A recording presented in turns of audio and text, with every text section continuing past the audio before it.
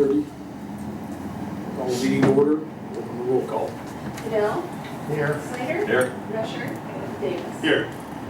First up, we need a motion to. Oh, is there a Oh, flag? we have one right here, so let's pledge allegiance. I Pledge allegiance to the flag of the United States of America and to the republic for which it stands, one nation, under God, indivisible, with liberty and justice for all. All right, we need a motion to approve the minutes of August 17th, 2015 regular council meeting. Okay. We need a motion to approve the agenda, Mr. President. So moved. Second? All in favor? Aye. Opposed? Then we need a motion to approve the minutes. Move. Second. All in favor? Aye. Opposed? Next, we need a motion to approve the August investment report and the August treasurer's report. Move. Second. All in favor? Aye. Opposed? And last, we need a motion to approve the claims for August. Questions? Move to approve. Second. All in favor? Aye. Opposed? Under communications, anything from the public in attendance this evening? If not, under new business. First, we need a motion to approve the appointment of Trent Olson to the Humboldt Fire Department. With us, Tony Oscar this evening. Yes, or would you like us to stand? Anywhere's fine. In an effort to bring our department back up to 21 people, standing and auditing committee brought forth the name of Trent Olson, and I bring him in front of you guys tonight for your approval. Fine young man. Little history about myself, I guess. I grew up in Jackson, Minnesota, not too far out from Okoboji area.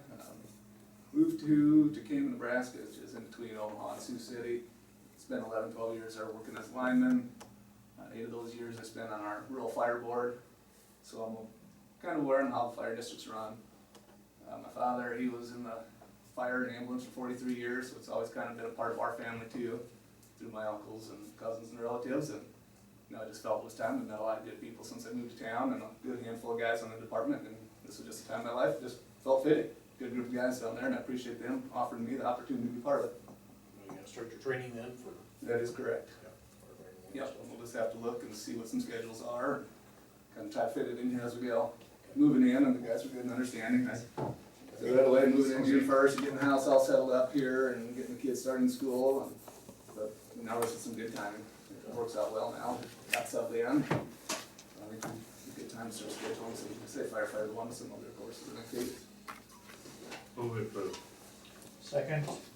All in favor? Aye. Opposed?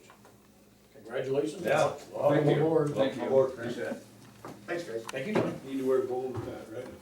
You ready to go? Gold cyclones. Thank you, guys. Have a good Yeah, night. thank you. Next up, we need a motion to approve a street closure request from the Humboldt, Dakota City Chamber of Commerce for the Downtown Sound Chili Cook-Off on October 9th, 2015 from 3 to 10 o'clock. Same closure as previously, just the normal downtown sounds in October. Move to approve. Second. All in favor? Aye. Opposed? Is that the last one for the year? Okay. And we need a motion to approve the renewal of a Class C liquor license and outdoor service privilege for Sylvia and Thomas Green doing the business as a Sit and Roll Saloon. Everything's in order. Move to approve. Second. All in favor? Aye. Opposed? Next, discuss the replacement of current street lights with LED lights. Mid-Americans is replacing all their streetlights with LEDs over the next 10 years. This replacement can be accelerated for each light at a cost of $100 per fixture. The high power fixtures currently have a payback of about 3 years, but the lower power ones are actually more expensive to operate than what we currently have.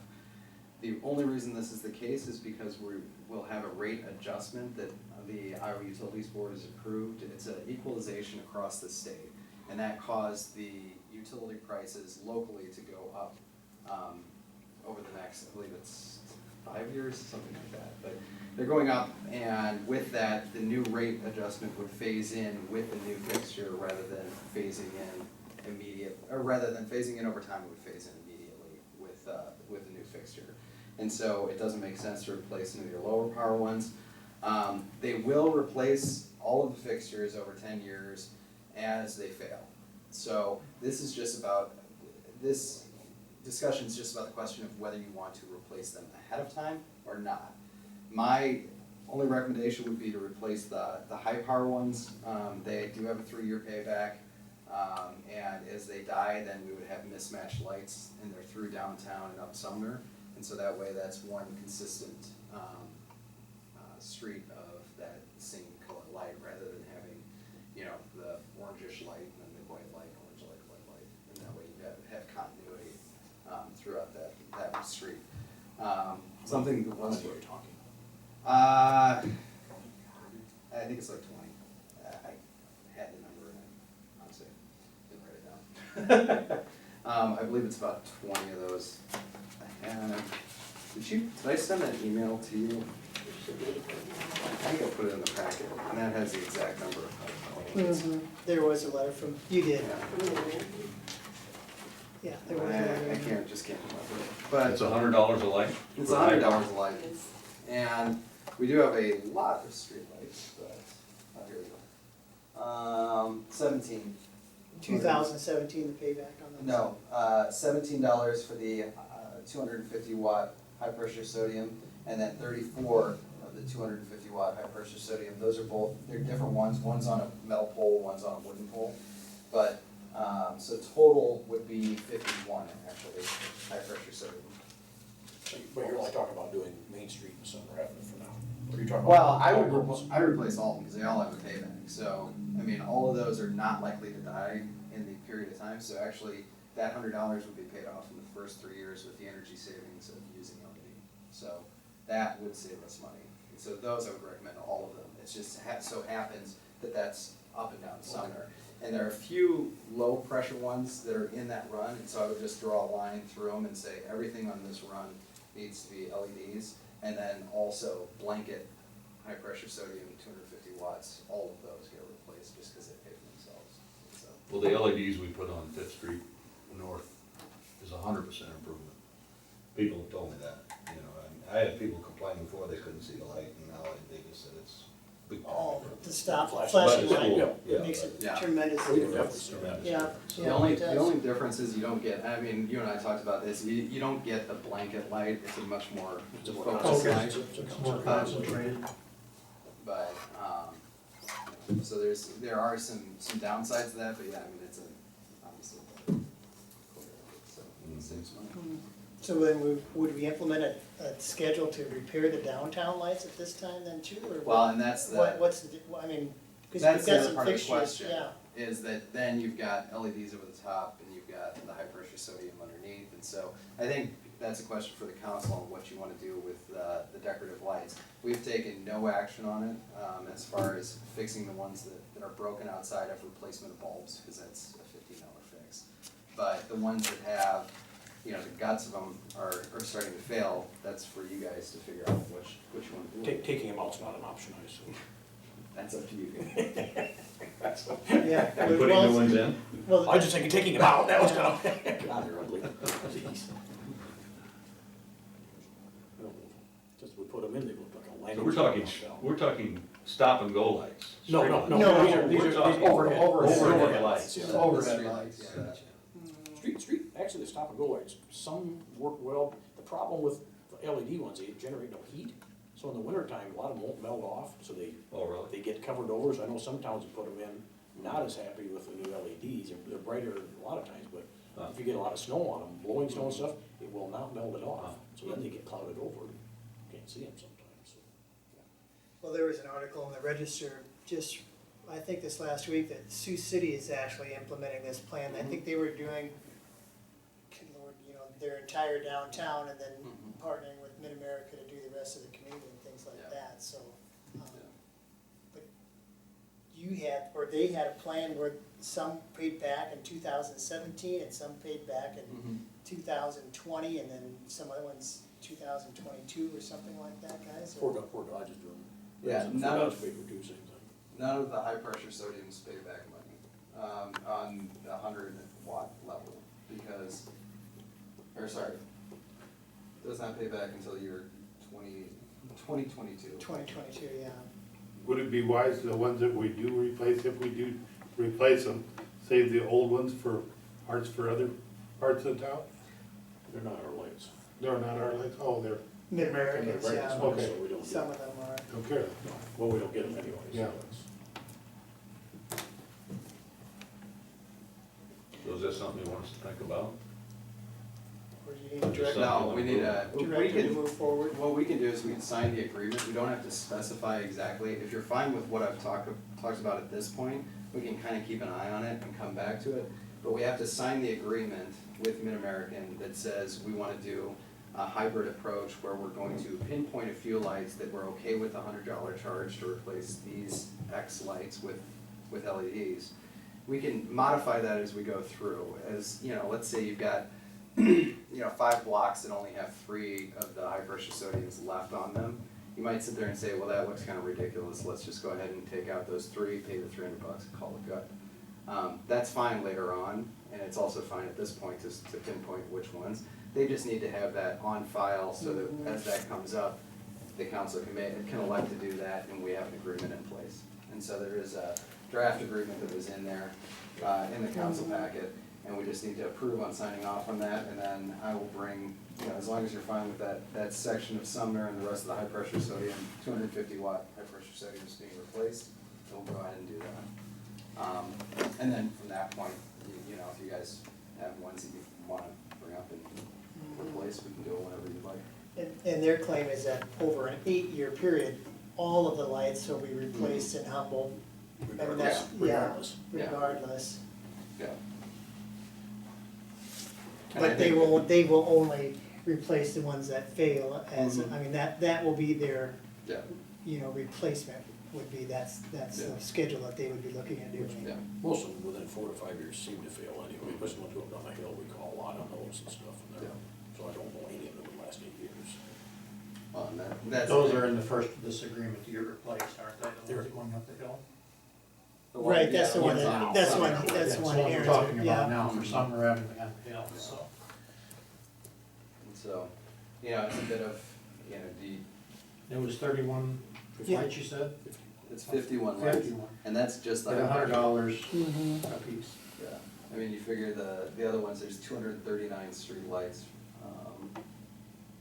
and 94 street lights, and the 100 watts, and so. That money comes out of there. That money, we've got a street light fund, it would require an amendment to it, obviously, because you'd have. We only budgeted certain amount to that, we'd be way over spent, you know. Mhm. But, you know, it's one of those things where if it makes sense to take care of it.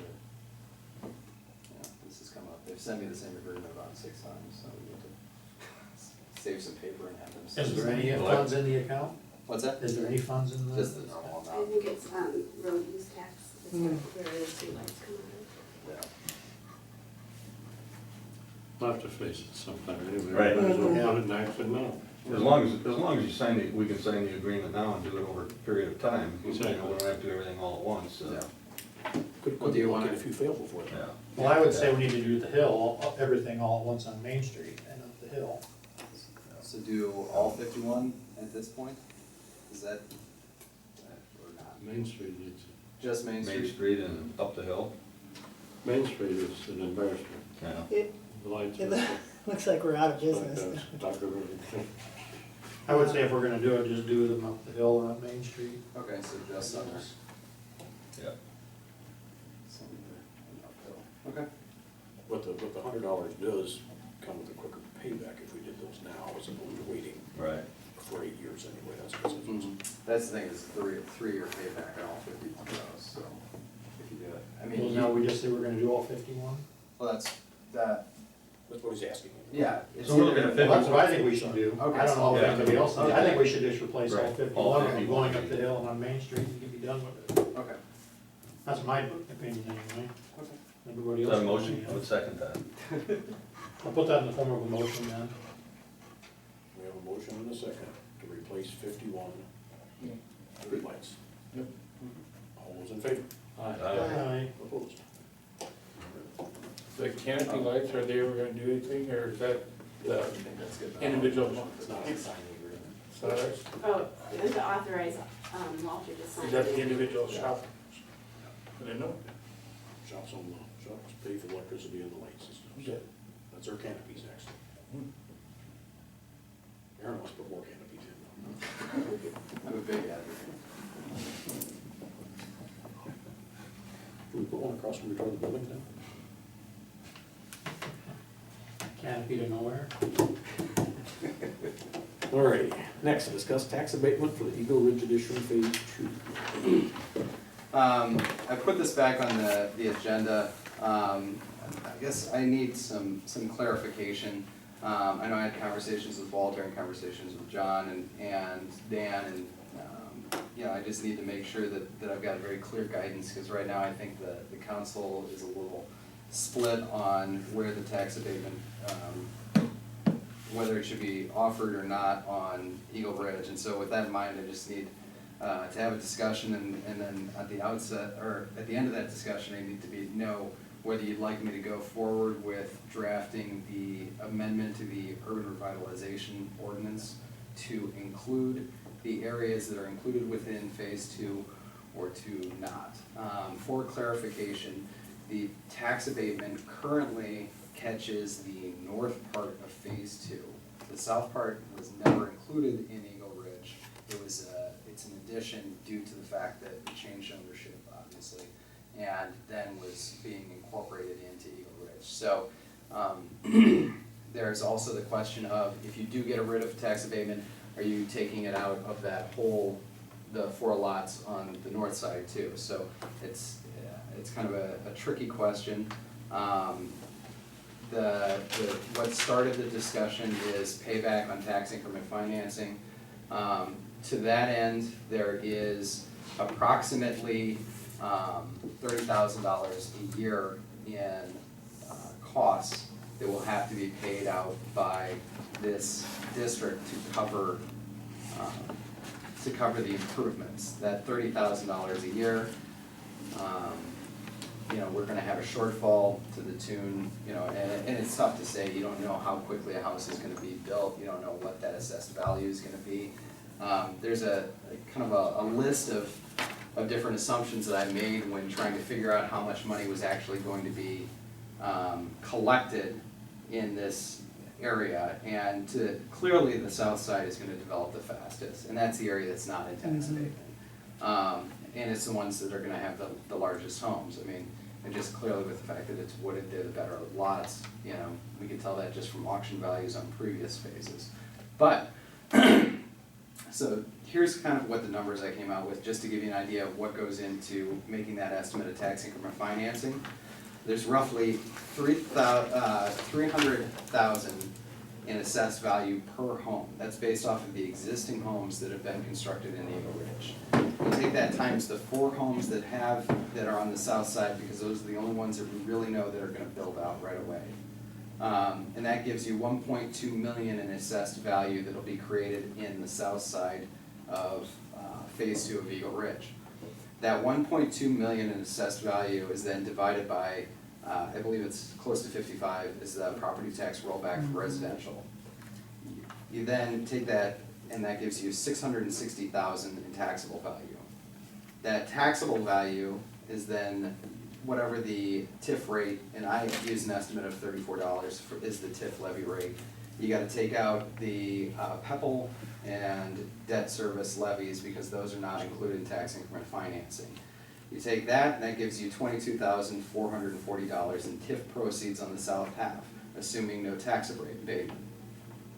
But you then have to take that times 0.62, because that's the amount that's allowed for market rate housing. A set aside of 38.8% gets pulled out of that goes strictly to low and moderate income housing. So this then gives you an estimate of $13,913 available per year from those 4 homes. Okay, so you take that times 8 years, assuming a 2-year build out, and that gives you a total amount of $111,304, or it's $111,304 to repay TIF. The total project is $389,000. So there's a large amount of money. Now granted, I'm assuming 15 years because the extra 5 from the county and school district with sign off from both of those entities. They've supported the additional years in Eagle Ridge, and they have signed off on the previous area, and I'm assuming that they'll sign off on this area. That gets you, The school and who? the county. The county, And that gets you to $180,000 for repayment of TIF. And both of those numbers are not assuming tax abatement. So there is a significant chunk that's left over. Now, obviously, the North 4 are gonna develop, and I don't know if it's fair to say that $300,000 in assessed value is gonna be the assessed valuation of those homes. They could be assessed at more, but the existing homes are being assessed in approximately that area. And so I think if it's assessed at more, it's not gonna be assessed at a lot more. Those assessed values just never, they're not coming in at what it costs to build a home. Fortunate for the homeowners, it doesn't come in at what it costs to build a home. And so those are just the assumptions that I have. So I'm guessing, maybe we end up with about $100,000 shortfall with the project. Now, I think that, I talked with John, and one of the things that is true is there is a chunk of land there that produces no tax increment value. There is the fact that this has to be rounded out to finish out the other lots, and there is some infrastructure that's being installed that is assisting in the further development of the next 2 phases, Maple Lane and Borough Lane. And so there's good arguments on both sides. I just need clarification so that I'm not going against anybody's wishes, that it's a clear decision from the council on how to proceed so that I can move forward and get that ordinance modified if the council sees fit. Well, I look at all the, I look at the 3 birdie additions up there. I mean, my goodness, the last 18 years or 15 years or whatever it's been up there, every one of those houses now, except for 2, I believe, are paying 100% of the assessed value, minus all the, discounts and everything. But I just don't see where we can stop allowing the tax abatement when it's been so good for us, and then if we're looking at $150,000 shortfall here, my goodness, we've done, this is improving Humboldt streets, improving Humboldt sewer, water, Schools, everything. schools, everything. I agree with you. We're bringing people in, Fort Dodge, and build on these lots, for $100,000 or $150,000, I just can't see us not keeping the tax abatement for these people that are building up there and moving forward with it. To me, it just doesn't make sense for the years down the road. We can look at tomorrow having to pay $150,000, or in the next 5 years paying $150,000, but what's that gonna do for us in the next 10 years, Eagle Ridge, and Eagle Ridge 2? Who pays $150 in 5 years, we'll say, if it comes up? Where does that money come from?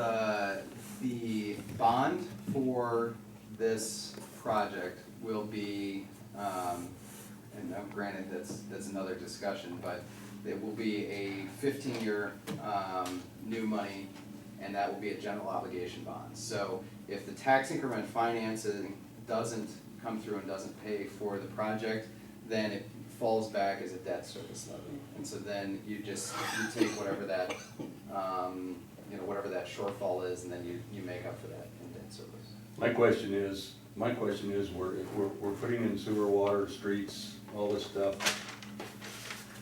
Cannot the 1% sales tax be used for that? Yeah, you can. To pay that. Rather than doing debt service. Rather than doing debt service.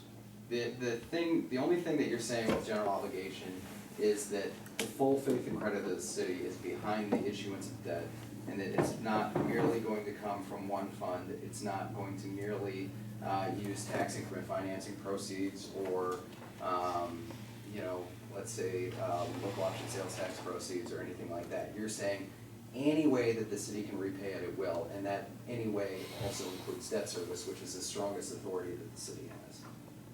And so you can use local option sales tax if you choose to, it's just saying you'll use whatever power you have to make that money appear. And the argument against is that we've never done that in the past. I mean, as far as development in an area, it's always fell on the developer and the homeowners. So, I mean, so this is something new that, I mean, we're considering, doing here with this type of. Yeah, but you gotta look here, you but I'm know, just you gotta saying- look here too, Dan, we've got 240 feet or 250 feet up there that homes aren't gonna be built on. You know, from the end of Eagle Ridge 2 out to Elmhurst Avenue. And that's something where I think we have to bite the bullet and move ahead with it. I mean, it's not our fault that there's not lots there. It's just the way it's developed. And, Sooner or later, you know, I've talked to Aaron about this, I think Aaron's feelings are, we should not do the TIF, if, from what I'm gathering from what Aaron's been trying to tell me anyway. And only for the fact that we'll have to quit after this anyway, because the other park, we can't ever develop those other lots up there.